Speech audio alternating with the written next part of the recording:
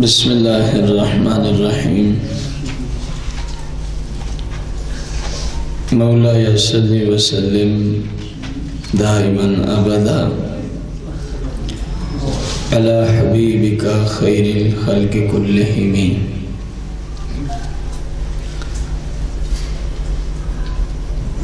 حدیث کی اقسام اور ان کی تعریف کے متعلقہ آج ہمارا تیسرا درس ہے۔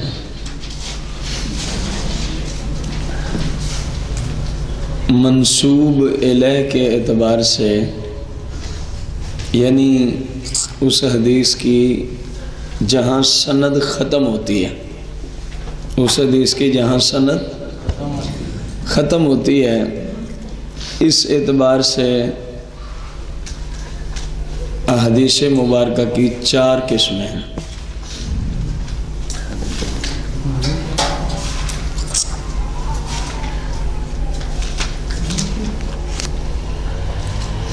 کوئی بھی حدیث ہے نا، اس کی سند ہوتی ہے، فلاں نے فلاں سے روایت کیا، فلاں نے فلاں سے روایت کیا۔ یہ آخری جس بندے پر جا کے سند رکے گی، اس طرف نسبت کرتے ہوئے حدیث کی 4 قسمیں ہیں۔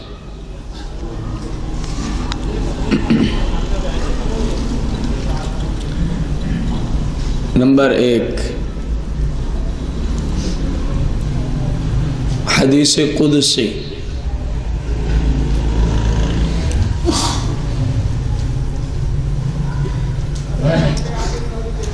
نمبر 2 المرفوع، مرفوع آخر میں عین، المرفوع۔ کئی بار آپ نے علماء سے سنا یہ حدیث مرفوع ہے، یہ وہی بات۔ اور نمبر 3 الموقوف، الموقوف۔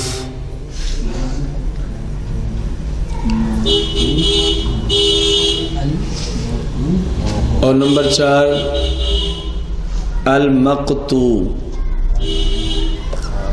الف لام میم قاف طا واو اور عین، المقطوع۔ جس طرح قطع نہیں لکھا جاتا، کسی چیز کا کٹ جانا، اس سے المقطوع۔ حدیث قدسی کی تعریف، لغوی معنی،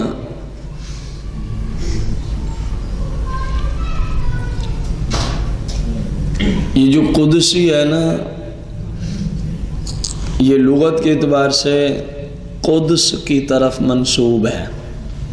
قدس، مالک القدوس، اس سے قدس ہے۔ اور قدس کا معنی پاک ہوتا ہے۔ قدس کا معنی کیا ہوتا ہے؟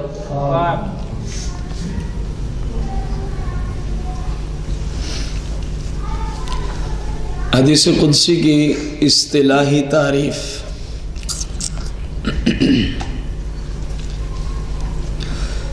رسول اللہ صلی اللہ علیہ وسلم کا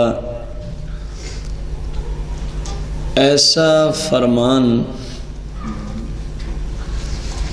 رسول اللہ صلی اللہ علیہ وسلم کا ایسا فرمان جس کی نسبت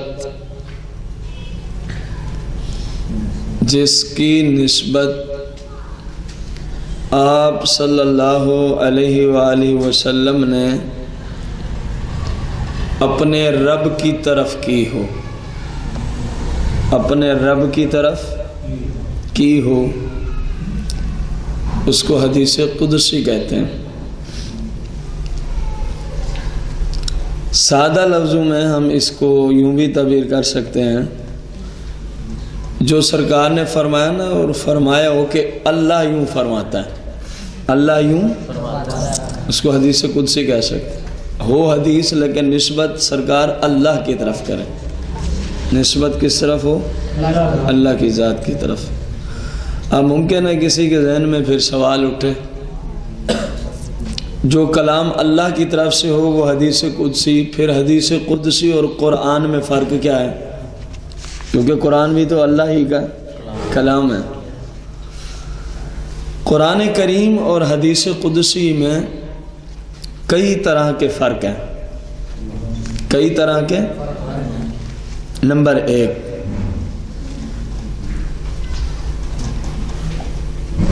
پہلا فرق،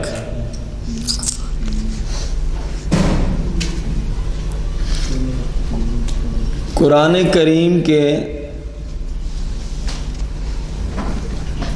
الفاظ اور معانی، قرآن کریم کے الفاظ اور معانی اللہ کی طرف سے ہوتے ہیں، اللہ کی طرف سے ہوتے ہیں، جبکہ حدیث قدسی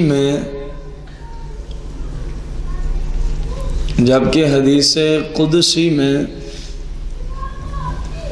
معنی تو اللہ کی طرف سے ہوتے ہیں، معنی تو اللہ کی طرف سے ہوتے ہیں، لیکن الفاظ سرور دو جہاں کے ہوتے ہیں۔ کوئی فرق سمجھ آئے؟ قرآن کی آیت میں معنی اور الفاظ دونوں اللہ کی طرف سے ہوتے ہیں، جبکہ حدیث قدسی میں معنی اور مفہوم اللہ کی طرف سے ہوتا ہے، کلمات جو صادر ہوتے ہیں وہ سرکار کی طرف سے ہوتے ہیں۔ یہ پہلا فرق تھا۔ دوسرا فرق، قرآن کریم کی تلاوت کرنا، قرآن کریم کی ایک عظیم عبادت میں شمار ہوتا ہے۔ عظیم عبادت میں کیا ہوتا ہے؟ جبکہ حدیث قدسی کو پڑھنا اس طرح نہیں ہے کہ من قرآن جیسا ثواب ملے، ایسی بات نہیں ہے۔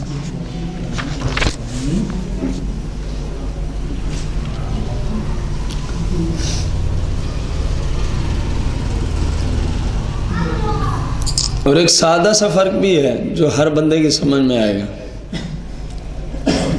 قرآن کریم وہ جس کی تلاوت کی جاتی ہو، جبکہ حدیث قدسی کی اس طرح تلاوت نہیں کی جاتی۔ آپ دیکھ لیں، مسلمانوں کے معمول میں ہی دیکھ لیں، ہمارے یہاں شاید مسلمانوں کو پتہ ہی نہ ہو کہ حدیث قدسی ہوتی کیا ہے، اس کی تلاوت پڑھنا تو دور کی بات ہے، جبکہ قرآن کریم کی بچہ مسلمانوں کا کیا کرتا ہے؟ اس کی، جس کو اللہ کریم نے توفیق دی ہوتی ہے۔ اور تیسرا فرق، قرآن کریم کے ثبوت کے لیے کہ یہ قرآن ہے، قرآن کریم کے ثبوت کے لیے تواتر شرط ہے۔ اب جو پیچھے سے اصطلاحات حدیث پڑھتے آ رہے ہیں ان کی سمجھ میں تو باتیں آ رہی ہوں گی، اور کوئی نیا بندہ ہے تو وہ کہے گا یہ پتہ نہیں کیا کہہ رہا ہے۔ قرآن کریم کے ثبوت کے لیے جبکہ حدیث قدسی کے لیے تواتر شرط نہیں۔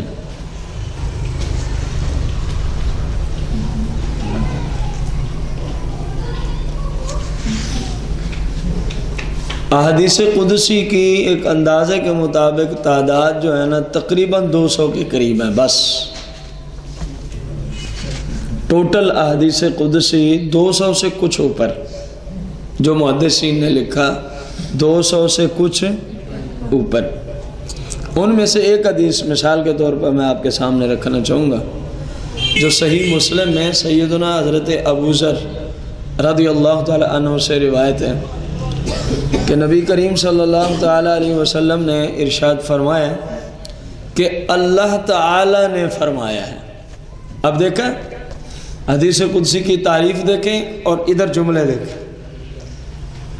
ادھر کیا تھا؟ حدیث قدسی کون سی ہے؟ جس میں سرکار نسبت اللہ کی طرف کریں، اور ادھر حدیث مسلم میں کیا جملے آ رہے ہیں؟ سرکار علیہ السلام نے فرمایا کہ اللہ کریم نے ارشاد فرمایا، اللہ کریم نے اے میرے بندو، اے میرے میں نے ظلم کو حرام قرار دیا ہے۔ کسی کے ساتھ ظلم کرنے کو میں نے کیا قرار دیا ہے؟ خواہ وہ حیوان ہی کیوں نہ ہو، خواہ وہ، لیکن یہاں تو انتہا ہے، انسان سے ظلم کرتا ہے، یہاں انتہا یہ ہو گئی۔ ادھر ہے میں نے ظلم کو کیا کر رکھا ہے؟ آپ کسی حیوان کے ساتھ بھی زیادتی نہیں کر سکتے، اسلام اس کی اجازت نہیں دیتا، اسلام اس کی اجازت دیکھیں نا، وہ سرور دو جہاں مالک کون و مکان صلی اللہ علیہ وسلم نے ایک شخص کو دیکھا، بکری کو ذبح کرنے کے غرض سے اس نے باندھا ہوا ہے، بکری کو ذبح کرنے کے غرض سے کیا کیا ہوا ہے، اور اس کے سامنے چھری کو تیز کر رہا ہے، اس کے سامنے چھری کو، تو سرکار نے اس کو فرمایا کہ تو میری امت کے ایک فرد کو ڈرا رہا ہے، فرمایا یہ جائز نہیں ہے، یہ زیادتی ہے، یہ کیا ہے؟ دیکھیں ذبح کرنا جائز ہے حلال جانور کا، ذبح کرنا کیا ہے، لیکن اس کو ڈرانے کی اجازت نہیں ہے، اس کو ڈرانے کی اجازت ہے۔ اب دیکھیں اللہ کریم نے کیا فرمایا کہ اے میرے بندو میں نے ظلم کو، حدیث پڑھ لو، میں چاند ایک مثالیں عرض کروں گا، جس طرح میں نے اس کو حرام قرار دیا ہے، حدیث کے آخری کلمات ہیں، اسی طرح میں نے تمہارے ماں بہن بھی اس کو حرام قرار دیا ہے، ایک دوسرے پہ ظلم نہ کرنا، ایک دوسرے پہ ظلم۔ اب صحیح بخاری میں حدیث ہے، یہ حدیث قدسی کی میں نے مثال پیش کی ہے، صحیح بخاری میں صحیح میں حدیث ہے، سرکار مدینہ علیہ السلام نے فرمایا کہ جس مسلمان نے، کیا فرمایا؟ مفہوم حدیث ہے، اپنے ہاتھ میں فقط ہتھیار اس لیے لیا ہے کہ کوئی مسلم ڈر جائے، کوئی مسلم، فرمایا جب تک وہ ہتھیار کو اٹھائے رکھتا ہے اللہ کے فرشتے متواتر اس پہ لعنت بھیجتے رہتے ہیں، متواتر کیا بھیجتے ہیں؟ جو کسی مسلم کو ڈرانے کے لیے ہتھیار اٹھائے اس پہ اللہ کی کیا اترتی ہے؟ تو نہ جانے ان دہشت گردوں نے کیسا اسلام پھیلانا ہے، یہ اسلام سے خالی لوگ ہیں، ان بدماشوں کا اسلام سے کوئی دور تک تعلق نہیں۔ دیکھیں نا سرکار فرمانے اس غرض سے ہتھیار اٹھانا کہ کوئی مسلم خوف زدہ ہو، جو اٹھائے ہوئے ہے اس پہ اللہ کی کیا اترتی ہے، اور جو نماز میں کھڑے ہوئے مسلمانوں کو، جو جنازے میں کھڑے ہوئے مسلمانوں کو، یا بازار میں آتے جاتے مسلمانوں کو، جن بیچاروں کا کوئی قصور نہیں ہے، ان دہشت گردوں کی بات کر رہا ہوں، نہ جانے یہ بدماش کس اسلام کے دائی ہیں اور یہ کس اسلام کو پھیلانا چاہتے ہیں، ان دہشت گردوں کا، ان کے معاونین کا قرآن و سنت کی روشنی میں ہمارے اسلام کے ساتھ جو رسول اللہ نے اسلام دیا ہے، اہل بیت اور صحابہ نے اسلام سکھایا ہے، اس اسلام کے ساتھ دہشت گردوں کا کوئی واسطہ ہو سکتا؟ یہ اسلام سے خارج ہے، یہ لوگ اسلام سے کیا ہیں؟ کیوں یہ مسلمانوں پہ ظلم کرتے ہیں اور اس ظلم کو جہاد کا نام دیتے ہیں، اس ظلم کو کیا دیتے ہیں؟ جہاد کا نام دیتے ہیں۔ ایک چیز کو اللہ نے ظلم قرار دیتے ہوئے حرام قرار دیا ہے، اور یہ ظالم اسی کو کیا قرار دے رہے ہیں کہ یہ عین جہاد ہے، جو اس کو کرے گا وہی جنت کو پہنچے گا، ورنہ کوئی جنت کو نہیں جا سکتا۔ یہ ان کی تبلیغ ہے، یہ ان کی کیا ہے؟ یہ یزید کے کردار سے ملتا جلتا ہوا معاملہ نظر آتا ہے، کیونکہ پاکستان کی حکومت کو اس وقت علم ہے کہ پاکستان میں دہشت گردی پھیلانے والا جو گروہ ہے، حقیقت میں وہ ہے بھی یزیدی گروپ، حقیقت میں وہ ہے بھی کون؟ جو یزید کے ہم خیال ہیں، دہشت گردی وہی پھیلا رہے ہیں، اور رسول اللہ کی حدیث کی روشنی میں، قرآن کی روشنی میں دہشت گرد کا جو ہمارے زمانے میں اس وقت پیدا ہو گئے ہیں، ان کا اسلام سے کسی طرح کا کوئی تعلق ہو سکتا؟ کسی صورت بھی نہیں ہو سکتا۔ کیا فرمایا کہ اے میرے بندو ایک دوسرے پہ ظلم نہ کرنا، میں نے اس کو تمہارے اوپر کیا قرار دیا ہے؟ حرام قرار دیا ہے۔ تو سرکار نے فرمایا جو فقط کسی کو ڈرانے کی غرض سے ہتھیار اٹھائے اس پہ اللہ کی کیا ہے؟ اب کیا ہے، اس نے تھوڑی سی زیادتی کی ہے، تھوڑی سی کیا کی ہے، زیادتی کی ہے، تو سرکار نے فرمایا تیرے اوپر اللہ کی لعنت ہے، تیرے اوپر اللہ کی کیا ہے، سارے فرشتے تیرے اوپر لعنت بھیجتے ہیں۔ یہ ایک چھوٹی سی مثال ہے حدیث میں کسی کے ساتھ زیادتی کرنے کی۔ سوچو تو صحیح، جو کسی کی عزت کو لوٹ لیتے ہیں، ذرا اندازہ لگائیں کسی کو ڈرانا کتنا بڑا جرم ہے، اور پھر اس کے مد مقابل کسی کی عزت کو لوٹ لینا، کسی عزت کو، کسی کا مال لوٹ لینا، کسی کو قتل کر دینا۔ اب عزت لوٹنے کے پھر لوگوں نے مختلف طریقے اپنا رکھے، عزت لوٹنے کے مختلف لوگوں نے کیا اپنا رکھے ہیں، طریقے۔ یہ سب ظلم ہے، یہ سب کیا ہے، اور جس چیز کو اللہ اور اس کے رسول نے حرام قرار دیا ہو اس کو حلال قرار دینے والا اسلام سے خارج ہوتا ہے۔ مثال کے طور پر شراب کیا ہے، اگر کوئی کہے نہیں ہمارے لیے حلال ہے، وہ مسلمان ہوگا؟ بھلے نہ پیے، اس نے کبھی دیکھی بھی نہ ہو، اس نے کبھی شراب دیکھی بھی نہ ہو، اتنا کہہ دے کہ شراب حلال ہے، آپ اس کو کیا سمجھیں گے؟ تو کچھ بولو تو صحیح نہیں، اس کی وجہ کیا ہوگی؟ اللہ کریم نے جس کو حرام قرار دیا وہ اس کو کیا سمجھ رہا ہے؟ اسی طرح ایک شخص کہے کہ گدھے کا گوشت حلال ہے، کیا کہے؟ قدرتی حدیث بھی میرے ذہن میں آ رہی ہے، اور آپ کے ملک میں یہ فتنہ بھی اٹھا ہوا ہے، کئی حرام زدوں نے گدھے کا گوشت مسلمانوں کو کھلا بھی دیا ہے۔ تو اتنا شور کیوں برپا ہے؟ کیوں؟ گدھے کا گوشت کیا ہے؟ کچھ بولو تو صحیح، کس نے حرام کیا ہے؟ کہاں کیا؟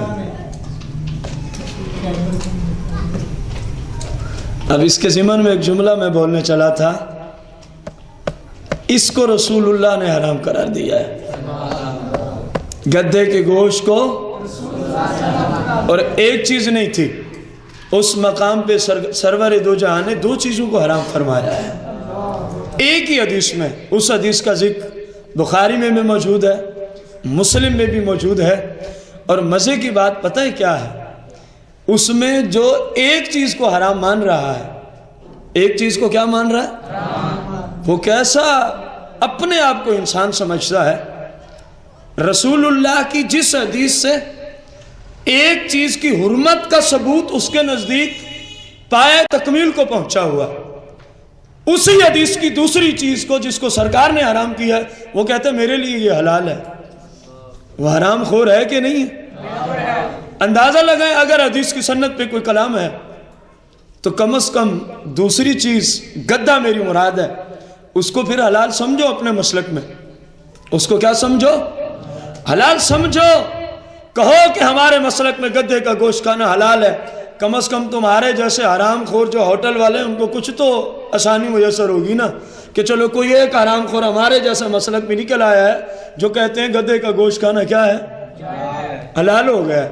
اب میں پوچھتا ہوں، جس بخاری کی حدیث میں سرور دو جہاں علیہ السلام نے کس کو حرام فرمایا؟ گدھے کے گوشت کو، اسی حدیث میں رسول اللہ صلی اللہ علیہ وسلم نے ایک اور چیز کو بھی حرام قرار دیا ہے۔ میں اس کا نام لینے سے پہلے آپ سے کچھ پوچھنا چاہتا ہوں، کیا یہ انسانیت ہے کہ بندہ کہے حدیث کا اول حصہ میں نہیں مانتا، حدیث کا آخری حصہ مانتا ہوں؟ کیا یہ مسلمان کا طریقہ کار یہی ہوتا ہے؟ کیا اگر اس کی سنت پہ کلام ہے تو بندہ کہے ایک چیز میں حلال رکھتا ہوں جس کو رسول اللہ نے بھی اسی حدیث میں حرام قرار دیا ہو، جس کو قرآن نے زیر ظہور 3 آیات بینات میں حرام قرار دیا ہو، اس چیز کو بندہ کہے میرے مسلک میں حلال ہے، اور گدھے کو کہے حرام ہے، وہ حرام خور ہوگا کہ نہیں ہوگا؟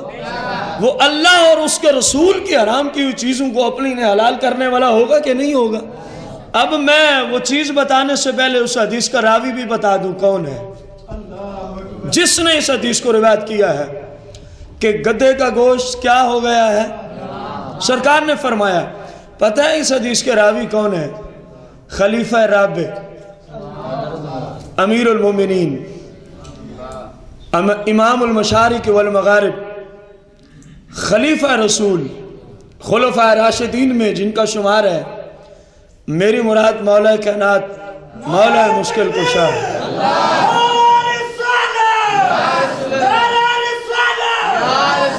میری مراد مولا کائنات مولا مشکل کشا جناب سیدنا علی المرتضیٰ کرم اللہ وجہ الکریم کی ذات مبارکہ ہے. اس مسلم اور بخاری کے حدیث کے راوی بھی مولا کائنات ہیں. اب راوی پہ کوئی کلام ہے؟ جن کا دعویٰ ہوا کرتا تھا کوفے کے منبر پہ بیٹھ کے سلونی اما شیتم، اور تمہارے جی میں جو آتا ہے پوچھ لو، علی بتانے کو تیار ہے. ایسا شخص بھی کبھی بھول سکتا ہے، حدیث کی سند میں ایسا شخص کبھی جھوٹ بول سکتا ہے جو اس ہستی کی طرف جھوٹ کی نسبت کرے. خدا کی قسم میرا ایمان کہتا ہے کہ ایسا شخص مسلمان نہیں ہو سکتا. اس ہستی کی روایت کی ہوئی حدیث کا ایک گروہ ایسا بھی ہے اس کائنات میں جو ایک حصہ تو مانتا ہے کہ گدھے کا گوشت حرام ہے، لیکن ایسے حرام خور ہیں اپنی نفسانی خواہشات کے پیچھے پڑے ہوئے زنا کا دروازہ کھولنے کی غرض سے جس حدیث سے گدھے کو حرام قرار دیا مولا کائنات اعلان نہیں کر رہے تھے. رسول اللہ نے نہیں فرمایا تھا علی اعلان کر دو آج سے ہم نے گدھے کا گوشت بھی حرام کر دیا ہے، آج سے ہم نے امت پہ مدے کو بھی حرام قرار دے دیا ہے. اس مولا کائنات کی اس حدیث کو کیوں نہیں مانا جاتا؟ اگر تم کہو حدیث کی سند پہ کلام ہے، ہم تم سے پوچھیں گے، اور صرف یہاں نہیں پوچھ رہے، پوری کائنات میں جہاں تمہیں ضرورت پڑے ہم وہیں آ کے تم سے پوچھ سکتے ہیں. بتایا جائے جس حدیث سے گدھے کا گوشت تمہارے نزدیک حرام ہے، اگر اس حدیث کی سند میں کوئی کلام ہے تو گدھے کا گوشت اور کس حدیث سے تم حرام قرار دیتے ہو؟ بتایا جائے رسول اللہ صلی اللہ علیہ وسلم کا اگر یہ فرمان عالی شان نہیں ہے کہ گدھے کا گوشت حرام ہے، راوی مولا کائنات ہیں اور اعلان کرنے والے بھی مولا کائنات ہیں. سرکار نے فرمایا علی آج اعلان کرنا ہے. آج کیا کرنا ہے؟ یا رسول اللہ کون سا اعلان ہے؟ فرمایا میں نے آج دو چیزوں کو اکٹھے حرام کر دیا ہے. دو چیزوں کو کیا کیا ہے؟ آج سے مدہ بھی اسلام میں حرام ہو چکا ہے اور آج سے گدھے کا گوشت کھانا بھی اسلام میں. تو یا تو گدھے کا گوشت کھانا اپنے مسلک میں جائز کرو، کہو کہ گدھا اور کھوتے کا گوشت کھانا ہماری فقہ میں درست ہے. اگر یہ نہیں مانتے تو کچھ حیا کرو، کچھ شرم کرو. اس مولا کائنات کو کل کیا منہ دکھاؤ گے جن سے رسول اللہ نے اعلان کروایا تھا؟ ایک بڑی مزے کی بات ہے، کتنے صحابہ اور موجود ہیں، کتنے اہل بیت اور موجود ہیں، مولا کائنات سے ہی اعلان کرانے میں آخر کوئی حکمت ہوگی کہ نہیں ہوگی؟ کیونکہ نگاہ نبوت 1400 سال بعد میں اٹھنے والے فتنے کو دیکھ رہی تھی، اور یہ بھی دیکھ رہی تھی کہ یہ فتنہ زنا کا دروازہ کھولنے والا فتنہ مدعے کے نام سے جو لوگ یہ فتنہ برپا کریں گے وہ نام نہاد اپنے آپ کو مولا کائنات کا پیروکار بھی کہنے والے ہوں گے. اس لیے فرمایا علی ان کے مسلک پہ آج 1400 سال پہلے سے میں کذب اور افتراء کا فتویٰ دینا چاہتا ہوں، لیکن اعلان اے علی تیری زبان سے ہونا چاہیے. مولا کائنات نے فرمایا لوگوں سن لو، رسول اللہ نے آج سے گدھے کا گوشت بھی امت پہ حرام فرما دیا ہے، اور سرور دو جہاں نے آج سے امت پہ مدعا کرنا بھی کیا کر دیا ہے. جبکہ قرآن مجید اپنی جگہ مسلم جس نے مدعے کو حرام قرار دیا. کوئی بات سمجھ آئی کہ نہ آئی؟ لوگ کس کس انداز میں ظلم کرتے ہیں. کسی کی عزت کو لوٹنا ظلم ہے کہ نہیں ہے؟ اور جس مسلم کی طرف اسلحے سے اشارہ کرنے پہ اللہ کی لعنت اترتی ہو، جو اس مسلم کی مدعے کے نام سے عزت لوٹ لے، وہ کتنا بڑا حرام خور ہے کہ نہیں ہے؟ مجھے بتایا جائے مولا کائنات جو خود فرما رہے ہیں مدعا آج سے رسول اللہ نے حرام کیا ہے، کیا وہ اس حدیث کو خود مانتے تھے کہ نہیں مانتے تھے؟ اگر تمہارا جواب وہ نہیں مانتے تھے تو مولا کائنات کی ذات پہ اعتراض آئے گا کہ رسول اللہ کی شریعت سے ہٹ گئے، اور جو سرکار کی شریعت سے ہٹے وہ گمراہ ہوتا ہے. وہ کیا ہوتا ہے؟ گمراہ ہوتا ہے. امام حسن، امام حسین 12 ائمہ میں سے 11 کائنات میں تشریف لا چکے ہیں. کیا ان سب کا اس حدیث پہ ایمان ہے کہ نہیں ہے؟ بولو تو صحیح یار. تو پھر یہ خام خواہ کی ڈرامے بازیاں کیا ہیں؟ جی یہ ہو گیا ہے، وہ ہو گیا ہے. یہ تو بخاری مسلم کی میں نے حدیث پڑھی ہے ظلم کی مثال دیتے ہوئے کہ لوگ نام کچھ رکھ دیتے ہیں کرتے کچھ اور ہیں. اگر تم چاہو تو ہم اس موضوع پہ تمہیں قرآن بھی پڑھ کے سنا دیں، لیکن ضرورت ہوگی کیونکہ ابھی ہمارا وہ موضوع نہیں ہے کہ مدعا حرام ہے. یہ تو قدرتی ایک مثال آ گئی ہے، یہ تو قدرتی کیا آئی ہے؟ ایک مثال آ گئی ہے۔ دوسری حدیث کون سی لکھوائی ہے آپ کو؟ حدیث المرفوع۔ حدیث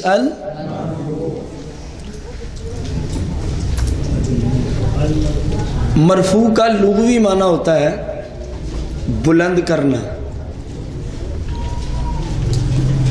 لغوی معنی کیا ہوتا ہے؟ بلند کرنا۔ اصطلاحی تعریف حدیث مرفوع کی وہ حدیث مبارکہ،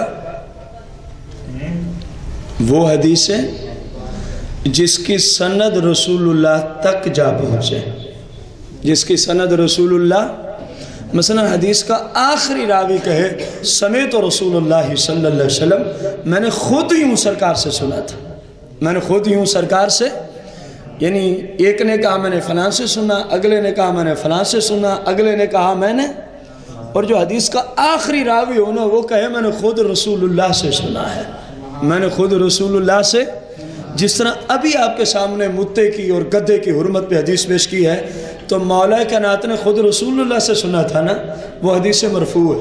وہ حدیث کون سی ہے؟ کیونکہ اس کی سند سرکار تک پہنچتی ہے، اس کی سند سرکار دو عالم تک پہنچتی ہے۔ تیسری قسم آپ نے لکھی ہوگی حدیث الموقوف کی۔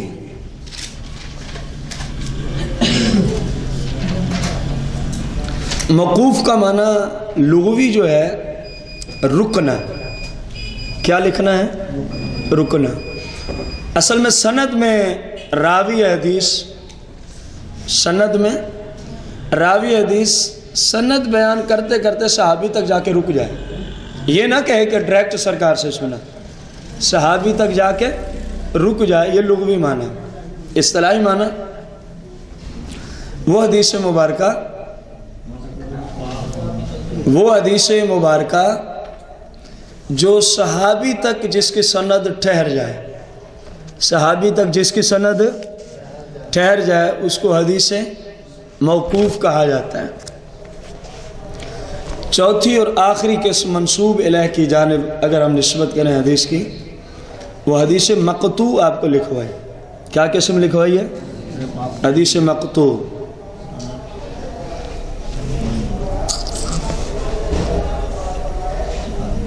اس کی اصطلاحی تعریف لکھ لیں، اصطلاحی۔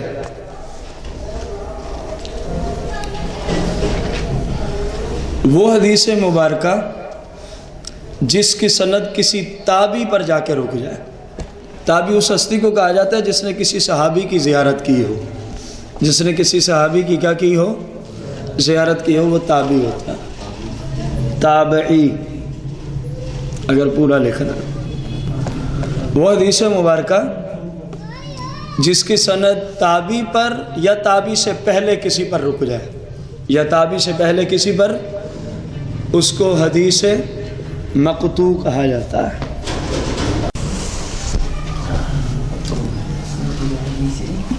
بخاری شریف کا پہلا باب اور پہلی حدیث مبارکہ۔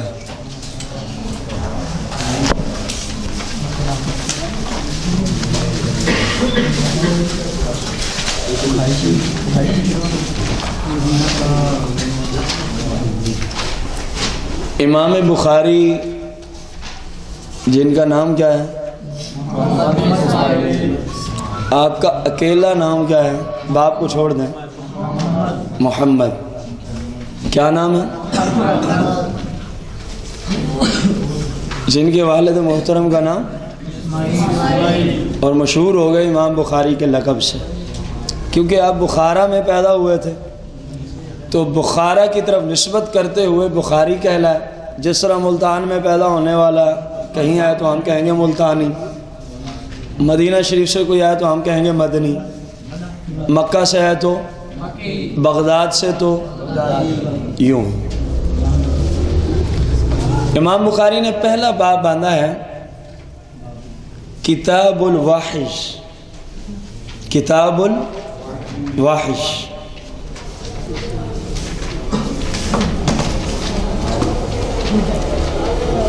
باب کیف کان بدء الوحی الی رسول اللہ صلی اللہ علیہ وسلم. امام بخاری نے باب باندھا کہ سرور دو جہاں مالک کون و مکان صلی اللہ علیہ وسلم کی طرف جو وحی آتی تھی اس کی ابتدا کی کیفیت کیا تھی.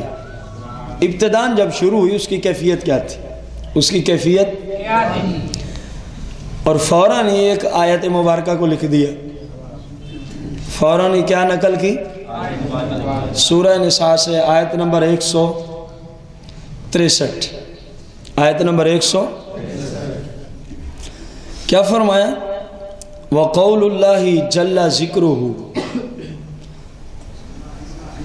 اللہ کا فرمان جل ذکرہ, جس کا ذکر ہر طرف پھیلا ہوا ہے, جس کا ذکر ہر طرف پھیلا ہوا ہے. اِنَّا أَوْحَيْنَا إِلَيْكَ كَمَا أَوْحَيْنَا إِلَى نُوحٍ وَالنَّبِيِّينَ مِن بَعْدِهِ. اللہ عز و جل نے کیا فرمایا قرآن میں؟ اے رسول معظم, بے شک ہم نے آپ کی طرف وحی نازل فرمائی, ہم نے آپ کی طرف جیسے ہم نے نوح اور ان کے بعد دوسرے نبیوں کی طرف وحی نازل فرمائی تھی. وحی نازل فرمائی, یہ آیت کریمہ کا مطلب ہے.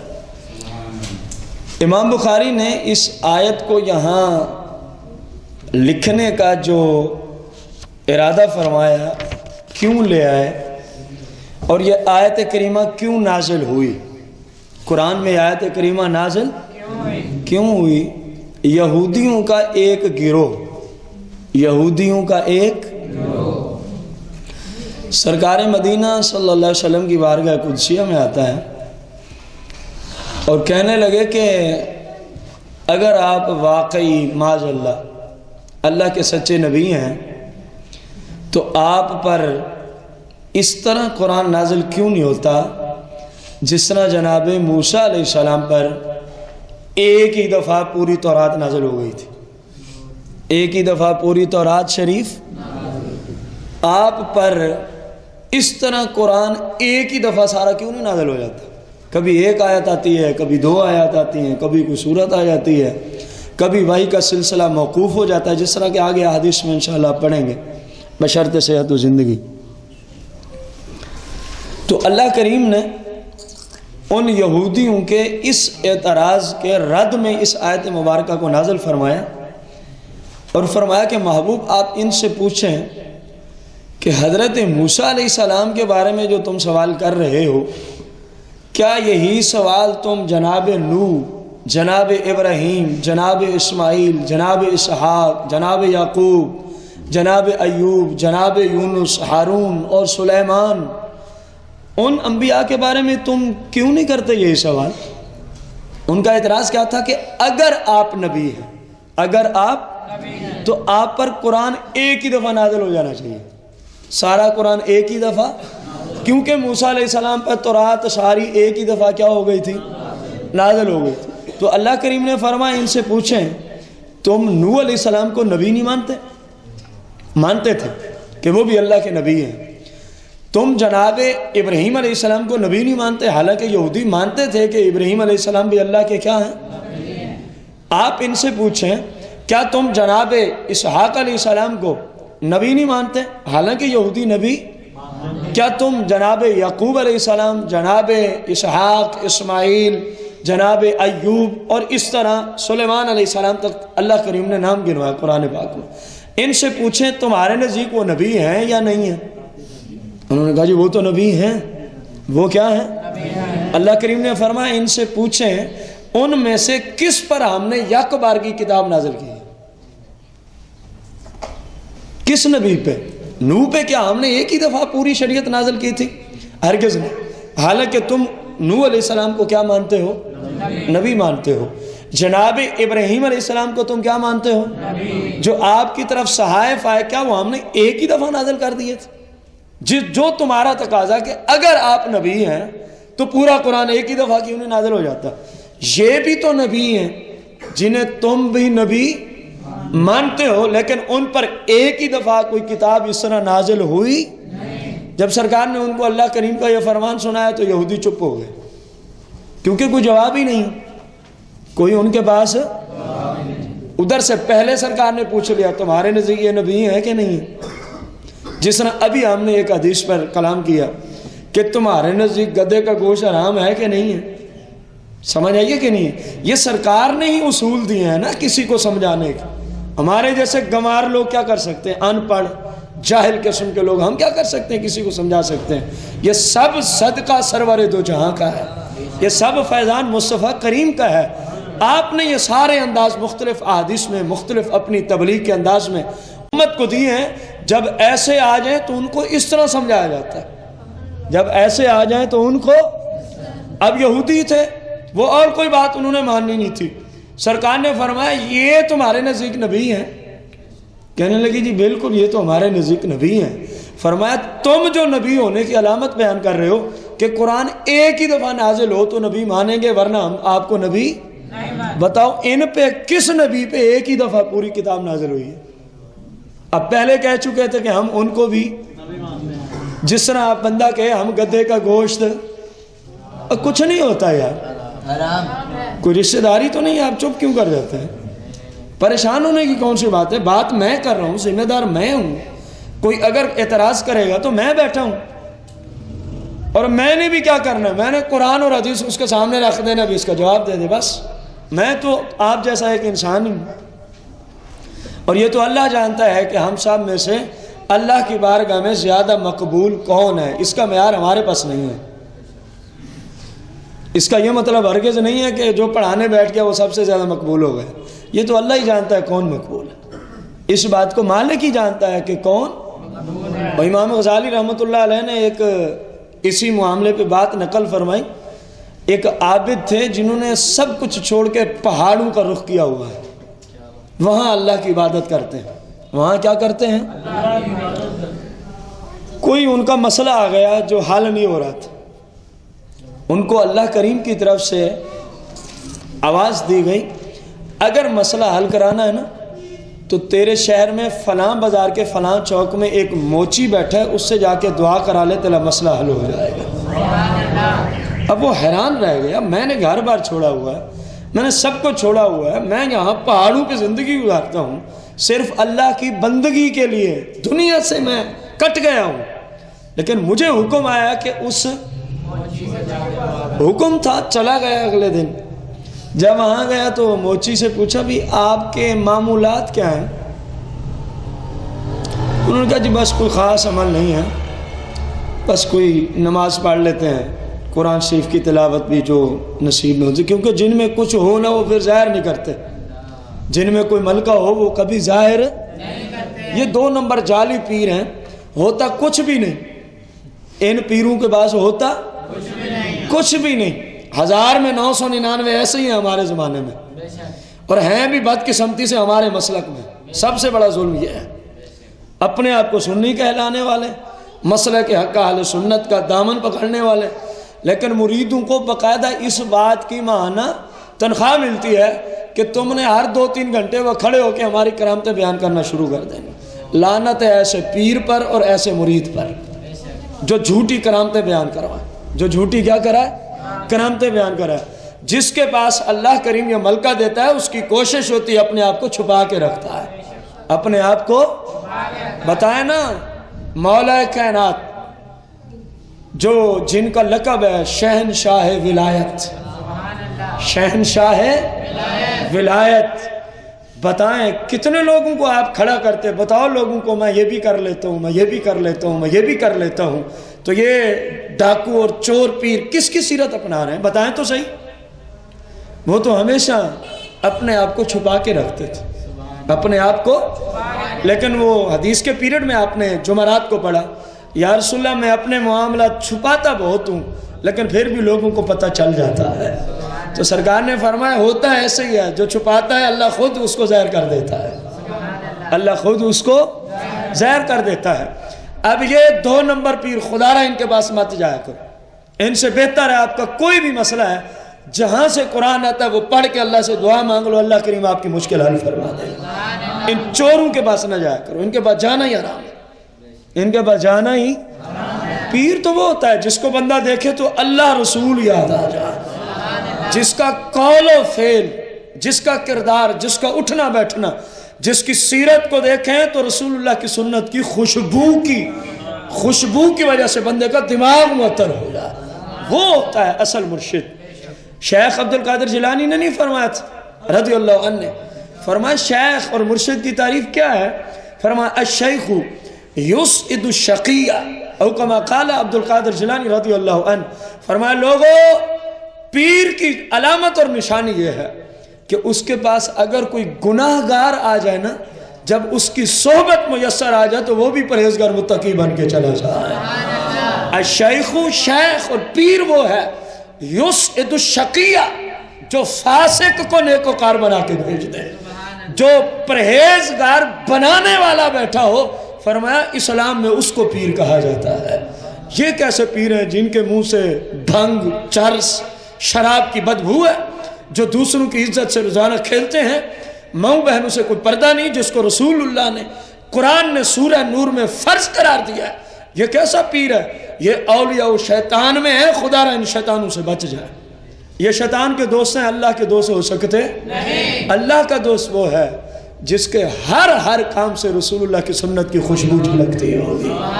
اب دیکھ لیں جتنے اولیاء گزرے ہیں، ایک تعریف ان پہ سچی نہ ہے تو بات کرنا۔ اگر کسی کو ابھی بھی اطمینان نہیں ہو تو قرآن پڑھ دیتا ہوں۔ اللہ کریم نے فرمایا الا ان اولیاء اللہ لا خوف علیہم ولا هم یحزنون، سن لو اللہ کے ولی جو ہیں ان کو نہ کوئی خوف ہے، نہ وہ کبھی غمگین ہوں گے۔ الی یوم القیامہ، محشر کے دن بھی آ گیا، پل صراط بھی، سب کچھ یحزنون، کیونکہ فعل مضارع دو زمانے پائے جاتے، حال اور استقبال، کبھی بھی غمگین نہیں ہوں گے، کوئی پریشانی نہیں آئے گی۔ ہیں کون؟ اللہ کے اولیاء ہیں کون؟ اگلی آیت الذین آمنوا وکانوا یتقون، یہ اللہ نے قرآن میں ولی کی نشانی بیان کی ہے۔ الذین آمنوا، پہلی شرط ہے کہ اس کا عقیدہ ٹھیک ہوگا، وہ نہ صحابہ کو بھونکے گا، نہ اہل بیت کو بھونکے گا، نہ رسول اللہ کی شان میں گستاخی کرے گا، نہ اولیاء عظام کی شان میں بھونکے گا، بلکہ وہ سرکار کا بھی غلام، سرکار کی آل پاک کا بھی غلام، سرکار کی ازواج کا بھی غلام، سرکار کے اصحاب کا بھی غلام، اور سرکار کی امت کے حقیقی اولیاء کا بھی کیا ہوگا؟ عقیدہ اس کا ٹھیک ہوگا۔ اور دوسری شرط کیا لگائی؟ وَكَانُوا يَتَّقُونَ، جب سے بالغ ہوا ہے، کانو یتقون، ماضی استمراری ہے علم صرف کی دنیا میں۔ فرمایا اللہ کریم نے قرآن میں وَكَانُوا يَتَّقُونَ، لوگوں وہ جب سے بالغ ہوا ہے اس کے ایک سانس سے سنت رسول اللہ کی خوشبو جھلکتی ہوگی، وہ پرہیزگار اور متقی ہوگا، فسق و فجور اس میں نہیں نظر آئے گا۔ فرمایا وہ ہے اللہ کے ولی، وہ ہے اللہ کے ولی۔ کم از کم مسلمان کو حدیث پہ، اول تو مسلمان کے لیے حدیث ہی کافی ہوتی ہے، چلو نہ مانو قرآن کو تو ماننا پڑے گا کہ نہیں ماننا پڑے گا؟ اب تو قرآن نے بتا دیا یہ سارے 2 نمبر پیر اکٹھے ہوئے ہیں، لٹیرے، ڈاکو، جعلی پیر، خدا را ان سے بچنا، خدا را ان سے بچو۔ اب دیکھو سرور دو جہاں علیہ السلام کا طرز عمل دیکھو، فرمایا ان کو نبی مانتے ہو نا؟ اور بات یاد ہے نا جہاں سے ہم اس طرف نکلے تھے، جس طرح ہم نے ابھی حدیث سرکار کی رکھی، ان سے پوچھو نا متے والوں سے کہ گدھا تمہارا نزدیک حلال ہے کہ حرام ہے؟ حق بنتا ہے ہمارا کہ نہیں بنتا؟ اور وہ زنا کو حلال کرنے پہ تلے ہوئے ہیں، ہم رسول اللہ کو حکم سنانے میں شرمائے ہیں، کیا یہ سرکار کے غلام ہونے کا رشتہ ہم نے پورا کر دیا؟ بھلے ہمارا باپ بھی ہو، فتویٰ ایک ہی ہے سبھی کے لیے، جو بھی سرکار اور قرآن کو جھٹلائے اس کا اسلام سے کوئی تعلق نہیں ہے۔ اب گدھا اسی حدیث سے حرام مانو جس طرح سرکار نے فرمایا ان کو نبی مانتے ہو نا؟ کہنے لگے جی یہ تو اللہ کے نبی ہیں۔ فرمایا جو تم بات کر رہے ہو بتاؤ ان پہ ایک ہی دفعہ کوئی کتاب نازل ہوئی ہے؟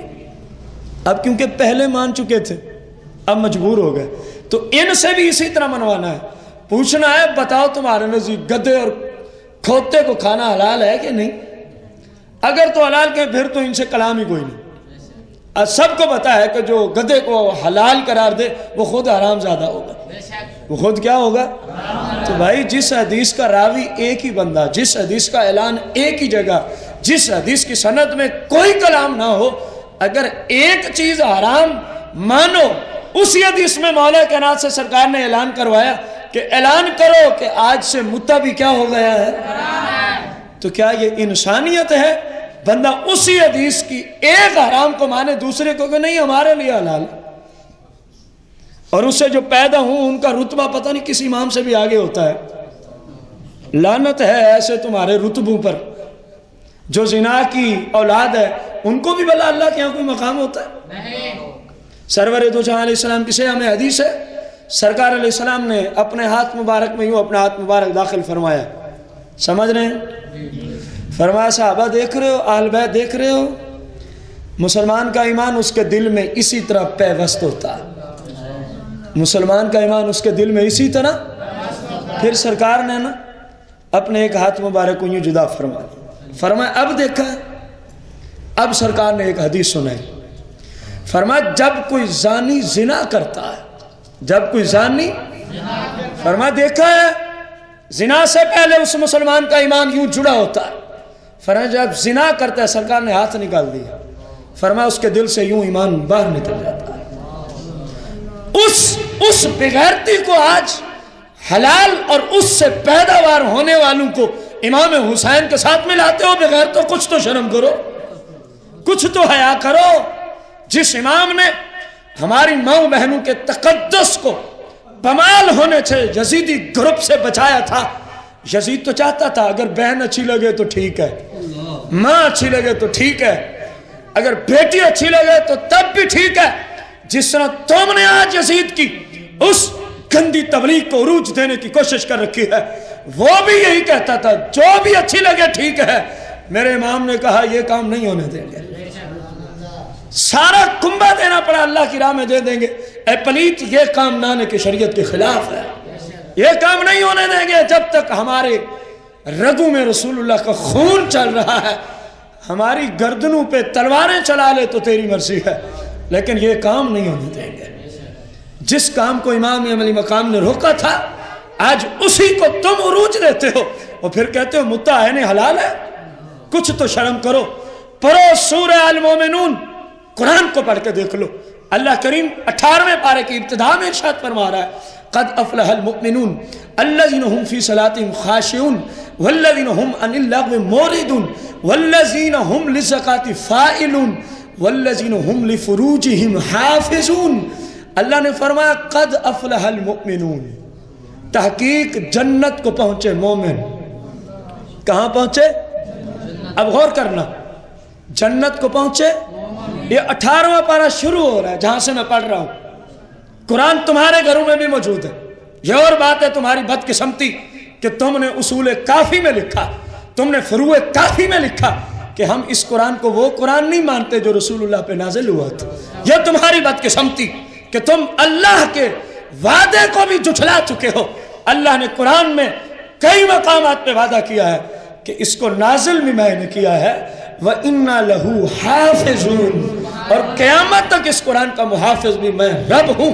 بغیر تو کچھ شرم کرو، اللہ جس کا محافظ ہے تم کہتے ہو یہ وہ قرآن ہی نہیں ہے۔ کوئی ایک جگہ پہ لکھا ہے اصول کافی اور فروع کافی میں، اگر کہو نا 20 مقامات سے حوالہ دو، ایران کی چھپی اصول کافی فروع کافی موجود ہے لائبریری میں، ہم 20 مقامات سے حوالہ دیں گے، یہ کہتے ہیں یہ وہ قرآن ہی نہیں ہے جو اللہ نے نازل کیا تھا۔ جن کو اپنے رب کی زبان پہ اعتماد نہیں ہے وہ تو میرے خیال میں انسان کہلوانے کا مستحق بھی نہیں ہے، چاہے جا کہ وہ کہے میرے جیسا مومن کوئی نہیں ہے۔ کیا فرمایا اللہ نے؟ قد افلح المؤمنون، جنت کو کون پہنچے؟ فرمایا الذین هم فی صلاتہم خاشعون، پہلی صفت بیان کی، فرمایا جو اپنی نمازوں میں گڑ گڑاتے ہیں۔ الذین هم فی صلاتہم خاشعون، جو اپنی نمازوں میں روتے ہیں، گڑ گڑاتے ہیں، نماز کی حالت میں خوف زدہ ہو جاتے ہیں۔ یہ پہلی صفت ہے جنتی مسلمان کی۔ اور دوسری فن والذین هم عن اللغو معرضون، میں ان کی تفسیر کی طرف نہیں جاؤں گا، جو مدعا ہے میں اس طرف چلنے جا رہا ہوں۔ فرمایا اور وہ والذین هم عن اللغو معرضون، جو ہر طرح کے لغویات سے اپنے آپ کو بچا کے رکھتے ہیں، جو ہر طرح کے لغویات سے اپنے آپ کو بچا کے رکھتے ہیں۔ اور تیسری بات بیان فرمائی مالک کریم نے، والذین هم للزکاۃ فاعلون، کتنا بڑا پیارا اسلوب ہے، والذین هم للزکاۃ فاعلون۔ فرمایا جنت میں جانے والوں کی تیسری صفت یہ ہے کہ وہ اپنے مال کی زکوٰۃ بھی بولو تو صحیح۔ اور پاکستان کے بینک کا یہ قانون ہے، اگر آپ وہاں لکھوا دیں نا میں شیعہ ہوں، وہ آپ کی زکوٰۃ نہیں کاٹے گا۔ کیوں نہیں کاٹے گا؟ کیونکہ ان لوگوں نے کہا کہ زکوٰۃ فرض ہی نہیں ہے۔ بتاؤ قرآن میں سینکڑوں بار اللہ نے زکوٰۃ کو فرض کیا ہے، اور ایک بندہ کہہ رہا ہے زکوٰۃ فرض ہی نہیں ہے۔ ابھی بھی اس موذی کی زبان پہ اعتماد کرو گے؟ ابھی بھی اس موذی کی گندی تبلیغ کو سن کے کیا اپنے آپ کو ان کے جھانسے میں، ان کے جال میں پھنسانے کے لیے پیش کر دو گے؟ بتاؤ ان لوگوں کے ہاں زکوٰۃ فرض قرآن کیا کہہ رہا ہے؟ اقیموا الصلاۃ وآتوا الزکاۃ۔ قرآن میں کتنی بار آیا؟ 32 مقامات پر اکٹھے آیا اقیموا الصلاۃ وآتوا الزکاۃ، نماز پڑھو اور زکوٰۃ دو، نماز پڑھو اور زکوٰۃ دو۔ اور جو بندہ کہے زکوٰۃ ہے ہی نہیں اسلام میں، اس نے قرآن کی کم از کم 32 آیات کو جھٹلایا کہ نہیں جھٹلایا؟ جو شراب کو حلال کہے آپ کہیں وہ تو کافر ہے، اس نے تو ایک آیت کو جھٹلایا ہے۔ جو 32 کو جھٹلا رہا ہے اس بے ایمان کو آپ پھر بھی مسلمان کہیں تو حیف ہے آپ کے اس عقیدے پر۔ اللہ نے فرمایا تیسری صفت ہے مومنوں کی جو جنت کو جائیں گے، والذین هم للزکاۃ، جو زکوٰۃ بھی دیتے ہیں۔ چوتھی پہ غور کرنا ہے، والذین هم لفروجہم حافظون، اور وہ جو اپنی شرم گاہوں کی حفاظت کرتے ہیں، اور وہ جو اپنی شرم گاہوں کی نہ کسی کو اپنی شرمگاہ استعمال کے لیے دیتے ہیں، نہ کسی کی استعمال کے لیے لیتے ہیں۔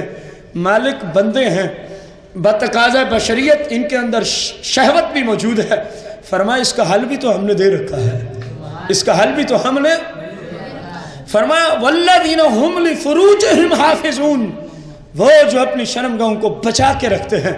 ہاں بتقاضۂ انسان تمہیں ہم نے ایک راستہ دیا ہے، وہ کون سا ہے؟ فرمایا الا علی ازواجہم، الا علی ازواجہم، ہاں جو تمہاری بیوی بن جائے اس کے پاس جانے کی اجازت ہے، اس کے پاس جانے کی کیا ہے؟ اب قرآن نے تمام طریقوں کو حرام قرار دیا، جو بھی شہوت پرستی کے طریقے ہیں، ایک طریقے کی اجازت دی ہے، الا علی ازواجہم، الا علی، فرمایا ہاں جو تمہاری بیوی ہو جائے اس کے پاس جا سکتے ہو، اس کے پاس۔ تو بیوی اسی طرح ہوتی ہے، بندہ کہے 10 گھنٹے کے لیے آپ سے میں یہ کرتا ہوں اتنے پیسے دوں گا، اسی طرح بیوی بنتی ہے۔ پھر جو تمہارے باپ کی ماں ہے نا، اپنے ابے سے پوچھ جس سے نکل کے تو آیا ہے کہ ابا جی جب نکاح کیا تھا امی سے کتنے مہینے کی شرط پہ نکاح کیا تھا، کتنے گھنٹوں کی شرط پہ نکاح کیا تھا، جس سے تو نکل کے آیا ہے۔ ارے حرام خور، آج ہمیں سمجھاتا ہے دین اسلام، اپنی ماں سے تو پوچھ جب تیرے ابے نے اس سے نکاح کیا تھا تو کتنے گھنٹوں کی شرط پہ نکاح ہوا تھا؟ ہوتی ہے کوئی شرط؟ جن کو پتہ ہے کم از کم وہی زبانیں لاتے ہیں۔ کیا ہوتا ہے کہ فلاں اتنے حق مہر کے عوض آپ کا فلاں سے نکاح کرنا چاہتے ہیں، کیا آپ کو قبول ہے؟ یہی جملے ہوتے ہیں کہ نہیں ہوتے؟ وہاں یہ تو نہیں ہوتا جہاں نکاح ہوتا ہے کہ اتنے گھنٹوں کے لیے اتنے پیسے دیں گے۔ یہ اس میں اور یہ جو بدماشوں نے آج فحاشی کے اڈے کھول رکھے ہیں، ان بدماشوں میں وہ اس مدعے کی بدماشی میں کوئی فرق ہے؟ ادھر صرف اتنا ہے کہ جو بھی جاتا ہے وہ حرام سمجھ کے کرتا ہے۔ ان حرام زادوں نے حرام کو حلال بنا دیا، بیچارے مسلمان اسی ایک کام کی وجہ سے کافر ہو رہے۔ دو قرآن کی اس آیت کا جواب، فرمایا والذین هم لفروجہم، جنت کو ہم صرف وہی بھیجیں گے جو اپنی شرم گاہوں کی کیا کرتے ہیں؟ فرمایا ہاں الا علی ازواجہم، الا علی، ہاں جس سے شرعی نکاح ہو جائے اس کے پاس جانے کی اجازت ہے، اس کے پاس جانے کی کیا ہے؟ اب دیکھو شرعی نکاح کیا ہے؟ اور جس کو یہ نکاح متع کہتے ہیں وہ کیا بلا ہے؟ ابھی پیچھے حدیث مولا کائنات سے بخاری اور مسلم کے حوالے سے میں نے پڑھی کہ مولا کائنات نے فرمایا لوگوں سرکار کا اعلان ہے آج سے گدا بھی حرام ہو چکا ہے اور نکاح متع بھی کیا ہو چکا ہے؟ ابتداء اسلام والی چیزوں کو لینا ہے جو منسوخ ہو چکی ہیں. پھر شراب کو بھی حلال قرار دو. ابتداء اسلام میں شراب حلال تھی, بعد میں حرام ہوا. بعد میں کیا ہوا؟ ابتداء اسلام میں فقط 2 نمازیں تھیں, بعد میں 5 فرض ہوئیں. ابتداء اسلام میں عورت کی عدت جس کا شوہر فوت ہو جاتا 1 سال ہوتی تھی, سورہ بقرہ آج تک گواہ ہے. بعد میں 4 مہینے 10 دن ہوئی. ابتداء اسلام میں زکوٰۃ فرض نہیں ہوتی تھی, بعد میں فرض ہوئی. ابتداء اسلام میں روزے پورے سال میں 1 روزہ فرض, پورے سال میں, اور وہ بھی 10 محرم الحرام شریف کا, اور وہ بھی کس دن کا؟ جب رمضان کے روزے سن 2 ہجری میں ہجرت کے بعد مدینہ میں فرض ہوتے ہیں, سرکار نے فرمایا اب پورے سال میں مالک نے پورے رمضان کے روزے تمہارے اوپر فرض کر دیے. صرف متع ہی منسوخ لے کے کیوں حلال کرتے ہو؟ پھر سب کچھ ہی حلال کر دو. پھر کتے بھی کھلاؤ, کھلا تو آپ بھی رہے لوگ, گدے بھی کھلاؤ, کھلا تو آپ بھی رہے, لیکن ان کو تمہاری طرف سے ایک سرٹیفکیٹ تو مل جائے گا نا, ایک ڈگری تو مل جائے گی کہ فلاں مسئلہ کتنا گندا ہے کہ کتے اور گدے کو کھانا بھی حلال ہوگا. لگاؤ پھر فتوے ان پہ بھی. ایک ہی حدیث میں متع حرام ہے, اسی حدیث میں گدا بھی حرام ہے. یا پھر متع کو حرام مان یا پھر گدے کو حلال مان. کوئی ایک کام تجھے کرنا ہوگا, کوئی ایک کام تجھے, جس طرح سرکار نے یہودیوں سے فرمایا تھا یا ان کو نبی نہ مانو یا پھر مجھے نبی مان لو, کیونکہ ان پہ بھی اس طرح کتاب نازل, وہ پہلے بیچارے مان چکے تھے کہ وہ نبی تھے, اب انکار کیسے کر سکتے تھے؟ تو ان سے پوچھیں کہو گدا حلال ہے کہ حرام؟ کہیں گے جی بہت بڑا حرام ہے. کیوں؟ کہیں گے مولا کائنات نے اعلان کیا ہے.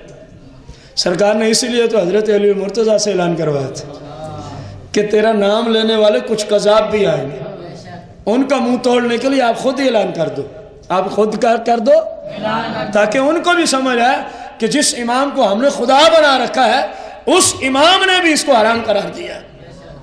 کل جمعہ کے خطبہ میں رجال کشی کے حوالہ سے حدیث نمبر 741 رجال کشی ایران سے چھپی, مسئلہ کے شیعہ کی معتبر علیہ کتاب. ایک حدیث میں 70 بندوں کو مولا کائنات نے ایک ہی وقت میں جہنم رسید کیا کہ نہ کیا؟ وجہ کیا تھی؟ کیا کہتے تھے؟ آپ ہی ہمارے خدا ہیں. مولا کائنات کی بارگاہ میں 70 افراد پہنچا, یہ شیعوں کی کتاب کا حوالہ, اور کہنے لگے آپ ہمارے کیا ہیں؟ فرمایا لوگو اس طرح نہ کہو, بلکہ انی عبداللہ, میں اللہ کا, بلکہ فرمایا انا عبداللہ. وہاں جو کلمات ہیں اگرچہ انی بھی ٹھیک ہے لیکن وہاں کلمات ہیں انا عبداللہ, میں اللہ کا بندہ ہوں, میں اللہ نہیں ہوں, میں اللہ کا ومخلوق. فرمایا مجھے اللہ نے بنایا ہے, اللہ تو وہ ہے جس کو کسی نے نہیں پیدا کیا.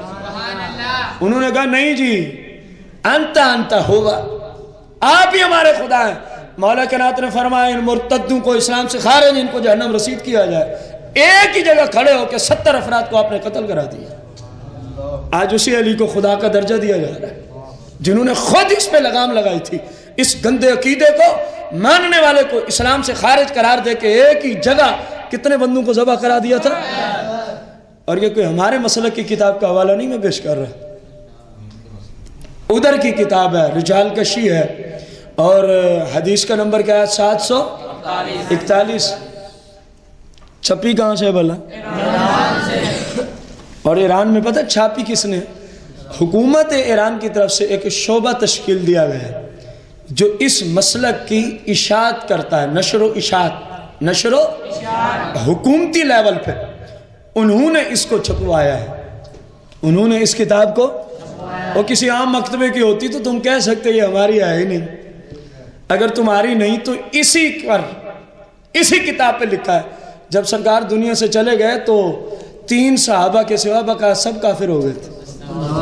اس طرح کی واقعات اور تو کوئی نہیں بولتا, یہ تو تمہارے گھر کی گواہی ہے, اسی کتاب میں لکھا.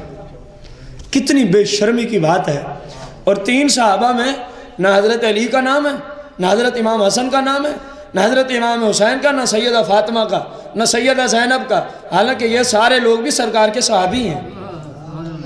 جہاں اہل بیت ہیں وہیں سرکار کے صحابی. وہ ہوتا ہے نا جس نے سرکار کو دیکھ کے اسلام قبول کیا ہو، سرکار کی صحبت میں آیا، اسلام قبول کیا، وہ ماتا علیہ، اور اسی اسلام پہ مر گیا، فہو صحابی. وہ صحابی ہوتا ہے. وہ کیا ہوتا ہے؟ تو مولا کائنات صحابی ہیں کہ نہیں ہیں؟ جہاں اہل بیت میں پنجتن پاک میں آپ کا شمار ہے وہیں صحابہ میں بھی آپ کا شمار ہے. امام حسن و حسین صحابی ہیں کہ نہیں ہیں؟ اور جن تینوں کو انہوں نے بچایا وہاں ان کا نام بھی نہیں لکھا. عقل کے اندھے ایسے ہیں، سارے گئے. تو پھر ماننا کس کو ہے جب بچہ ہی کوئی نہیں ہے؟ پھر شیطان کو مانو ان کی طرح. جو جی میں ہے وہ اسلام. میں آپ کو ایک اصول دے دوں. 1 کروڑ کتاب ایک شخص لے آئے. کتنی؟ 1 کروڑ. یہ آپ کے نبی علیہ السلام کا دیا ہوا اصول ہے. فرمایا لوگو میرے بعد تمہارے پاس بہت ساری باتیں لوگ میری طرف منسوب کرتے ہوئے پہنچائیں گے. فرمایا معیار قرآن دیے جا رہا ہوں، ان باتوں کو قرآن پر پیش کرنا. اگر ان کو قرآن جھٹلا دے تو سمجھنا یہ میری حدیث نہیں ہے، سمجھنا یہ میری حدیث. ایک بندہ کروڑ کتابوں کا حوالہ لے آئے کہ گدھا حلال ہے، گدھا حلال ہے، کتا حلال ہے. اگر قرآن کہہ دے اور سرکار فرما دے تو وہ حلال ہو سکتی نہیں. ایک بندہ کروڑ کتابوں سے حوالہ پیش کرے شراب کیا ہے؟ حرام ہے. اسلام نے کیا کہا؟ حرام. اور کروڑ کتابوں سے وہ حوالہ پیش کر رہا ہے کہ شراب ہمارے نزدیک حلال، ہمارے نزدیک. اسلام نے کیا کہا؟ سرکار نے فرمایا اس کو پرکھنا کس پہ ہے؟ اب اس کی کروڑ کتاب کو نہیں مانیں گے، اکیلا قرآن ہی کروڑ پہ وزنی ہے. فرمایا قرآن جو حرام کر دیا بس وہ حرام ہے، بس وہ کیا ہے؟ اسی طرح کروڑ کتاب سے بھی تم متے کی حلت کا اور اس کے جائز ہونے کا حوالہ پیش کرو. کم از کم جو مسلمان اپنے آپ کو سمجھتا ہے وہ قرآن کو چھوڑ کے تمہارے حوالوں کو نہیں لے گا، کیونکہ قرآن نے کہا جنت میں صرف وہی جائے گا والذین هم لفروجہم، جو اپنی شرم گاہوں کی حفاظت کرتے ہیں. ہاں الا علی ازواجہم، ان کی بیویوں کی طرف جانے کی اجازت ہے، اور وہ بھی صرف اگلے مقام کی طرف، اور وہ بھی صرف اگلے مقام کی طرف. پچھلی جانب گئے تو پھر وہی حرمت ثابت، پھر وہی. پھر آگے پتہ کیا فرمایا؟ فَمَنِ ابْتَغَىٰ وَرَاءَ ذَلِكَ، جو بیوی کے علاوہ کسی اور جگہ اپنی شہوت پوری کرنے کی کوشش کرے. فَمَنِ ابْتَغَىٰ وَرَاءَ ذَلِكَ، جو بیوی کے علاوہ کسی اور طرح منہ مارنے کی کوشش کرے. رب نے فرمایا فَأُولَٰئِكَ هُمُ الْعَادُونَ، فَأُولَٰئِكَ هُمُ مجھے قرآن دینا. فَأُولَٰئِكَ هُمُ وہی لوگ ہیں جنہوں نے اللہ کی حدوں کو توڑ ڈالا ہے. جو بیوی کے علاوہ اپنی شہوت کو پورا کرنے کی کیا کرے؟ اور بولو تو صحیح، اللہ نے کیا حکم دیا قرآن میں؟ اس نے اللہ کی حدوں کو ذرا بلند آواز سے، جو بیوی کے علاوہ کسی اور طرف کسی بھی ذریعے سے، جدید میڈیکل سائنس نے بہت سارے ذریعے انسانوں کے علاوہ بھی لوگوں کو دے دیے، میل اور فیمیل دونوں کی طرف دے دیے. اللہ نے ان تمام طریقوں حرام کر دیا ہے. فرمایا بس ایک ہی طریقہ تمہارے لیے حلال ہے، وہ کیا ہے؟ وہ بیوی ہے. اور جو اس طریقے کو توڑے فَأُولَٰئِكَ هُمُ وہ اللہ کی حدوں کو بلند آواز سے، اللہ کی حدوں کو. سورہ نساء سے ہم پڑھنے چلے ہیں. جو اللہ کی حد کو توڑے اس کی سزا کیا ہے؟ جو اللہ کی حد کو توڑے اس کی میں گھر سے نہیں بولوں گا، وہی عرض کروں گا جو اللہ نے قرآن میں بیان فرما رکھا ہے. ہاں ترجمے میں کوئی خطا ہو تو فقیر منہ مانگا انعام دینے کو تیار بیٹھا ہے. اگر آپ کہو کہ یوں ترجمہ نہیں بنتا تھا جو آپ نے کیا ہے، اپنے گھر سے ترجمہ لے آ، ترجمہ یہی ہوگا. کسی عربی جاننے والے کو لے آ، ترجمہ یہی ہوگا. اب جو اللہ کریم کی حدوں کو، اور سورہ المؤمنون میں کیا فرمایا؟ جو بیوی کے علاوہ کسی بھی ذریعے سے اپنی شہوت پوری کرنے کی کوشش کرے فَأُولَٰئِكَ هُمُ الْعَادُونَ، وہ اللہ کی حدوں کو توڑنے والا ہے. اور ادھر فرمایا سن لو تِلْكَ حُدُودُ اللَّهِ، یہ اللہ کی حدیں ہیں. جس طرح اللہ فرما دے وہ اللہ کی حد ہے، وہ اللہ کی کیا ہے؟ حد ہے۔ فرمایا وَمَن يَعْصِ اللَّهَ وَرَسُولَهُ وَيَتَعَدَّ حُدُودَهُ، وَمَن يَعْصِ اللَّهَ، جو اللہ کی نافرمانی کرے، جو اللہ کی، جس نے مدعے کو حلال سمجھا اس نے اللہ کی نافرمانی کی کہ نہ کی؟ جن کو قرآن سمجھ آیا وہی بولیں گے، جو قرآن کو اللہ کا صحیح کلام سمجھتے ہیں فقط وہی بولیں، اور ان سے میں مخاطب ہی نہیں ہوتا۔ جس نے مدعا کو حلال قرار دیا اس نے سورہ المومنون میں جو اللہ نے فرمایا کہ بیوی کے علاوہ کسی طرف جانے کی اجازت ہے، اس نے اللہ کی اس آیت کی روشنی میں نافرمانی کی کہ نہ کی؟ فرمایا وَمَن يَعْصِ اللَّهَ، جس نے اللہ کی نافرمانی کی، وَمَن يَعْصِ اللَّهَ وَرَسُولَهُ، جس نے رسول کی نافرمانی کی، جس نے رسول کی۔ اور حدیث بخاری مسلم مولا کائنات نے جو اعلان کیا، اے لوگو گدھا اور متا سرکار نے کیا کر دیے ہیں، اور جو کہے نہیں حلال ہیں اس نے رسول کی بھی کیا کی؟ وَيَتَعَدَّ حُدُودَهُ، اور جو اللہ کی حدوں کو توڑے۔ ادھر فرمایا جو اللہ کی حدوں کو، اور سورہ مومنون میں فرمایا جو بھی فَمَنِ ابْتَغَىٰ وَرَاءَ ذَلِكَ، جو بیوی کے علاوہ کسی اور ذریعے سے شہوت پوری کرنا چاہے، فَأُولَٰئِكَ هُمُ الْعَادُونَ، تو وہ اللہ کی حدوں کو توڑنے والا ہے۔ تو دونوں کو ملا کے مجھے جملہ بولنے کی اجازت ہو، جس نے کہا متعا ٹھیک ہے، وَيَتَعَدَّ حُدُودَهُ، اس نے اللہ کی حد کو توڑا کہ نہ توڑا؟ اور قرآن کیا کہہ رہا ہے؟ جو اللہ کی حد کو توڑے يُدْخِلْهُ نَارًا خَالِدًا فِيهَا، ہم اس کو دوزخ میں ہمیشہ کے لیے ڈال دیں گے، اور دوزخ میں ہمیشہ کے لیے مسلمان نہیں جا سکتا۔ یہ فیصلہ ہے شریعت کا، مسلمان جتنا مرضی پاپی ہو جائے وہ اپنے گناہوں کی سزا بھگت کے کبھی نہ کبھی دوزخ سے نکل آئے گا۔ اور اس کو فرمایا يُدْخِلُ نَارًا خَالِدًا فِيهَا، اس کو ہمیشہ کے لیے دوزخ کے کتوں کے سپرد کر دوں گا۔ اور پھر فرمایا وَلَهُ عَذَابٌ مُّهِينٌ، اس کے لیے ہم نے ذلت کا عذاب تیار کر رکھا ہے، اس کے لیے ہم نے ذلت کا۔ یہ سورہ نساء ہے، آیت نمبر 14 میں نے تلاوت کی، آیت نمبر 14 آپ کے سامنے تلاوت کی۔ تو سرکار نے پوچھا یہ نبی ہیں کہ نہیں ہیں؟ یا رسول اللہ یہ نبی ہیں۔ فرمایا ان پہ تو ایک ہی دفعہ کوئی کتاب نہیں اتری، تو میرے اوپر کیوں یہ قانون بنا دیا گیا کہ اگر ایک دفعہ اترے گی تو آپ نبی ہوں گے، ورنہ؟ تو سرکار نے کیونکہ پہلے پوچھ لیا تھا وہ نبی ہیں، انہوں نے کہا نبی ہیں، تو اب یہودی چپ ہو گئے۔ اب یہودی کیا ہو گئے؟ امام بخاری اس کو فقط اس لیے لائے کہ دیکھو سرور دو جہاں علیہ السلام پر یہ جو اعتراض ہے یہ لا یعنی اعتراض ہے۔ اور بھی کتنے نبی ہیں، اور بھی کتنے نبی ہیں جن پہ ایک ہی دفعہ کتابیں نازل نہیں ہوئی لیکن وہ نبی ہیں۔ تو سرکار کے اوپر بھی اگر ایک ہی دفعہ قرآن نازل نہیں ہوا تو معاذ اللہ اس کی وجہ سے آپ نبوت سے خارج نہیں۔ مالک سے دعا ہے اللہ کریم ہمیں صحیح معنوں میں دین متین کو سمجھ کر پڑھنے کی، عمل کرنے کی، دوسرے بھائیوں تک پہنچانے کی توفیق عطا فرمائے۔ آمین بجاہ نبی الکریم علیہ الصلوۃ والتسلیم۔